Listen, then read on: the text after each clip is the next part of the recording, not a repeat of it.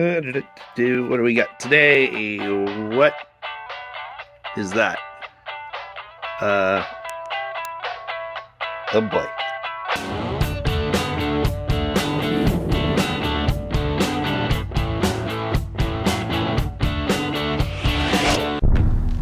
Well, hey there, folks. Chuck here, and really special build this time.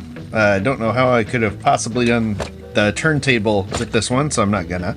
2A Cat is hosting the annual Pride build this month. For those who don't know, June is Pride Month. Happy Pride. And so the deal is basically build anything you want and have it be Pride themed and posted by June 30th. So I got a crazy idea. This is an idea I've had for a while, and I wanted to turn this into a concept that would fit both Pride and do this major project that I've been itching to try. So it was a good excuse to try it. So first, talk about these cars and why they're going to be part of the build. So, as I'm showing you right now, I saw this done with a 1/25th scale build, and I thought that looks so cool. This amazing Shadowbox of crushed cars, and shout out to Nader Tahiri for the initial inspiration. Just an incredible build, and I am going to try and recreate something similar to that in 1/64th scale. And so these cars, I spent way too much time picking, but basically I went through and I picked cars that have distinctive fronts and grills that would be interesting viewed from the front. There are a lot of diecast cars out there that surprisingly don't look that great from the front, or don't have a particularly iconic look from the front. I also picked ones that had opening hoods, because I can then display them with the hood off, and because I'm on a little bit of a time crunch with this one, and I've got 35 cars here at least, don't really have a lot of time to spend on each individual car. So also look for ones that had sections that could be removed, like grills, like here, that can very easily make for breakaway pieces that look disassembled. This guy here, the Project Speeder, is fantastic because it already looks like it's partially stripped down. Also got my go-to favorite fantasy casting is in here somewhere, the Cruise Bruiser. There he is. That also has, already looks like he's been partially stripped down. So basically that's what I've gotten to on all of these pieces, and with that in mind, let's get to the breakdown. All right. Well, the challenge for the Pride 2023 build that 2A Cat threw down was pretty straightforward. I could build anything I wanted, any scale, any style, as long as it had some kind of Pride theme and it was posted by June 30th. So far, so good. Of course, I wanted to make it a lot harder on myself by imitating Nader Tahiri's junkyard wall build as best I could in 1/64th scale. This build was also influenced by my amazing friend Sarah Truman, who has helped me in so many ways. She has literally saved my life, so I am incredibly grateful to her, and I asked her advice, and she suggested that I use the new inclusive Pride flag, which I thought was a great idea. Ready? Punch that subscribe button. Let's boogie. Alright, I got my vise.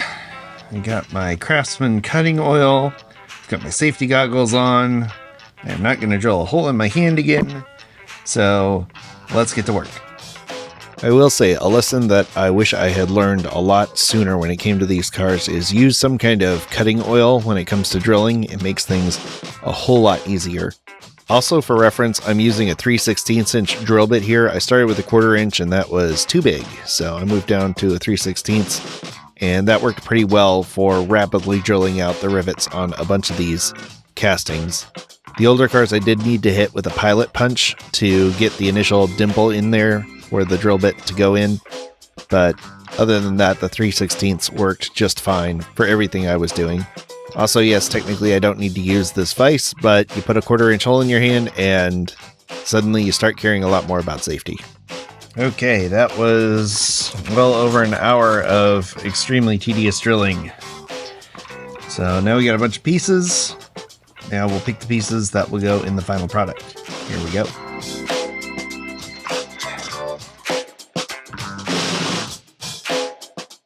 Alright, that was another hour of sorting, but these are all the pieces that will go into the final product. So now I'm going to go to bed, and we'll try again tomorrow. Alright, time to get rid of some chrome.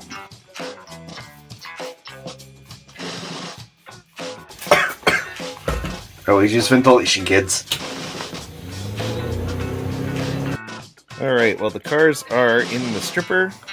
Let's do something about this frame.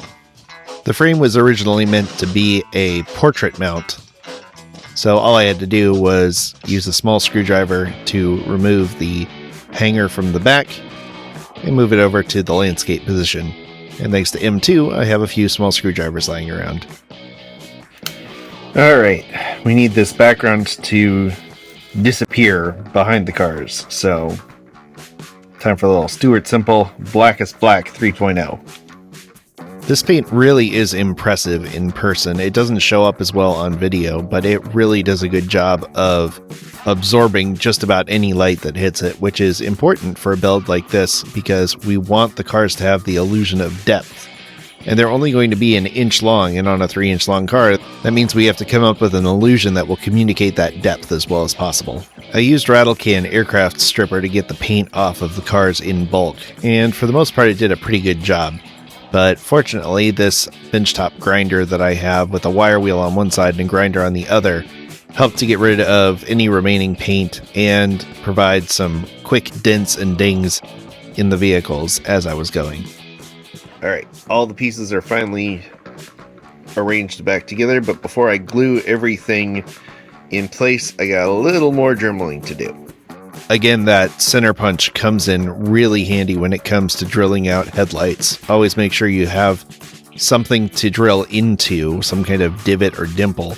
Otherwise, you're going to have your drill bit skitter across the surface, and that's going to lead to a really bad time. Alright, time to start sealing things up. Here we go.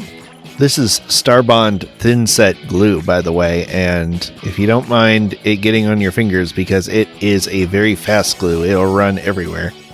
It is fantastic for this sort of thing where you want a minimum amount of visible glue, but you still want a maximum amount of hold that you would get from a CA type or super glue type glue. Okay, everything is glued together and drying. We'll come back in a few minutes and we'll start putting things on the board. I initially started with a 2-part epoxy, trying to glue these to the back of the board. I knew in my heart that it was going to be a glue gun project. It's just I didn't have a glue gun charged at the time. And I thought, oh, the 2-part epoxy resin will do, but it did not hold nearly as well as it needed to. And while the glue gun is messy and chaotic and feels like cheating on a custom diecast build, it was exactly what I needed, and it did a great job of holding all of the different pieces in place. I also went through, once everything was in place, and went around all the gaps and edges to make sure everything was really locked down, because this is a very heavy piece with all of that die-cast metal on it, and I wanted to make sure gravity didn't take its course with any of the pieces once they were mounted. Once everything was locked down, it was time to remove the frame and get to priming. And as you notice, the frame is semi-gloss black now. Don't get too attached to that color. More on that in a bit. I chose black sealant because, again, I wanted to use shadow as my friend on this project. So if everything starts off with a black color, then it's going to be a lot easier to work with shadows, and when I'm applying colors over everything, everywhere that the brush doesn't get shows up as dark shadow, so it'll work out okay. And I needed a lot of slack when it came to applying these colors, because there are so many nooks and crannies in this wall of cars. Alright, it's all sealed up. I've got my template here, so I'm going to paint some guidelines, and hopefully this will work. This part of the build was as satisfying as it was frustrating, because I'm trying to paint a 2-dimensional image on a very 3-dimensional piece. So there was a lot of figuring out once I had the basic trace down on where the colors would go, how they would translate to hoods of cars or the undersides of cars if they were on the underside of the car at all. How would it work on doors? So that was a fun thing to figure out as I went. The colors I went with on the triangle side are all Vallejo colors. I used bone white, pale red mixed with bone white, sky blue, beastly brown, and charcoal. Because, as I say a million times, nothing in the real world is ever 100% white or 100% black.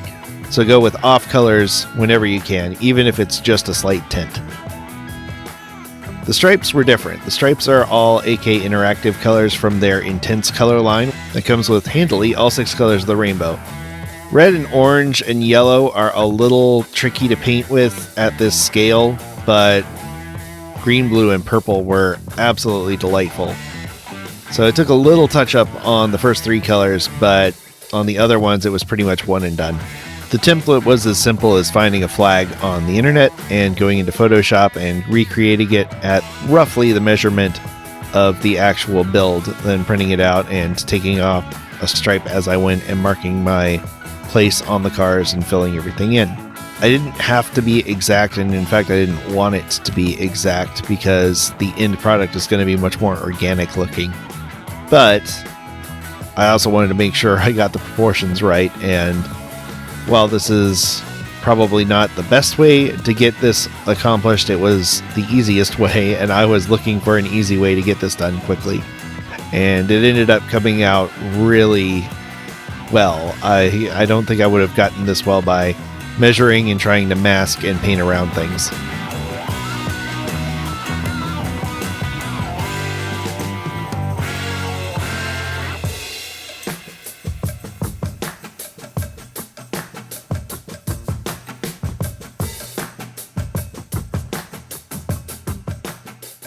Alright, now comes the fun part. We're going to add some variance to this. So I've got a bunch of tones, shades or washes, like mid-brown, we've got green, we've got red. So we're going to mix it up a little bit, add some variance to this, and then get to some more weathering. I will say this is one part of the build where the AK Interactive Intense colors worked a little against me because they are so intense, and they are absolutely fantastic. The tones didn't really do as much to alter the colors as I wanted them to. In my head, originally I wanted to have each car individually mixed for color so they would look a little more realistic because each car would be a slightly different tone than the other cars, but ultimately due to time constraints I didn't really get a chance to do that, and because it added enough variance I felt comfortable continuing with this method. Plus it was a good excuse to use all my different toners. Once the toner was all applied, it was time for Tamiya Panel Liner, which really helps draw out all of the details, all of the body panel lines and the grills and all the areas that need to be in shadow. It's one of the best products out there. I've tried so many different types of panel liner and I go back to the Tamiya every time. Once all the toning and panel lining was done, I went over it with a cotton swab and a little solvent just to kind of clean up things and add a little subtlety to it. Make sure things didn't pool too much in areas where they weren't supposed to, that sort of thing. Alright. We need to do a lot of weathering in a hurry, so I'm going to try this pack that I got from Amazon. This is a British company, Screen Products, and it has a verdigris. I don't know if I'm going to use that too much. I've got a rust, definitely going to use that a lot, and moss, which I think is going to be really fun on some of the green parts of the cars. So let's see what it does. I'm really not sure what went wrong with this set of paints. The rust deposits I've seen used much more effectively on other builds. The moss was really working out well. More on that in a bit. The rust wasn't really doing it for me. I was not really happy with how it was showing up on the cars. So that meant going back to some of the more tried and true methods. I do like this stuff and I do want to keep working with it. I think I was just not using it properly. Okay, got the first bit of stuff on. I'm not super thrilled with it. It's a little different than what I'm used to. I'll probably go back and do some rust deposits. But before I go too much farther, I need to get some metal on here and set apart some of the bumpers and stuff like that before I get too much further into weathering. So let's do that. For the metallics, I kept it pretty simple. I used Citadel's lead belcher to simulate aluminum and more dull metallic finishes, and Stuart Simple's mirror paint for areas that I wanted to have really pop with chrome, like the VW logo and the chrome on the Cadillacs, and parts that would still have relatively shiny metallic surfaces. A lot of people, when they weather, will go with a matte metallic over everything, and it's not really true. You can go to junkyards and see cars that have been sitting outside for decades, and they'll still have shiny chrome on the bumpers. It will get pitted and dusty and dirty, but you'll still get more or less a mirror-like reflection off of chrome for decades and decades. I used some of my tried and true rust painting formulas. These are the AK Interactive light, medium, and dark rust deposit paints. They're a solvent-based paint that has kind of a texture to it and normally works incredibly well, but I think because I had so much stuff on these already, they dried really light, and I don't know why that happened. Ultimately, I was able to go over it with some darker rust wash from Vallejo, and that really darkened things up and made it look a lot more rusty. After adding a few streaking effects, it was time to add the headlights. This is Vallejo Metal Medium. It's a really cool pearlescent finish, very light metallic, that's designed to be mixed with other paints to give them a metallic sheen. But I use it most of the time as a headlight substitute because it creates a very light, almost white metal finish that I think does a pretty good job in 1/64 scale imitating headlights. It also makes a great backing for brake lights and turn signal lenses, since those paints are also see-through. I was almost done, and then I realized that this Toyota stamping on this tailgate was really bothering me, so I got out some bone white and painted it in. It wasn't the only thing that was bothering me, though. As you'll see when I snap together the frame, it is no longer semi-gloss black, and that's because I just couldn't get a finish on that I was satisfied with, so I decided to go another route. This is painted with Rust-Oleum's multicolored texture paint. The particular color is Desert Bisque, which is certainly two words that you can put together, and it created this really nice tan concrete feel, and that gave me an idea for another problem. This frame was not holding itself together very well, especially once I had all of these cars pressing on it from the inside. A few staples from my staple gun reinforced the joint that was coming apart, but then those would have to be covered. So that gave me an idea. I covered everything with Citadel's Agrax Earthshade, which is kind of a dark brown wash to dirty up the concrete a little bit. And then I added AK Interactive's corrosion texture to cover up the staples. Of course, a bunch of cars on a giant concrete plinth would leak some fluid, so I added some streaking effects using a variety of washes, most of them from MiG, Vallejo, and AK Interactive, colors like Oiled Earth and Sun Bleach for an antifreeze type look, and Oil and Fuel Stain. There's a ton of really great semi-translucent washes and colors out there in the armor community, so be sure to check out MiG, Vallejo, and AK Interactive when you're looking for that sort of thing. I did some moss deposits on the green stripe of the cars, but it didn't really show up.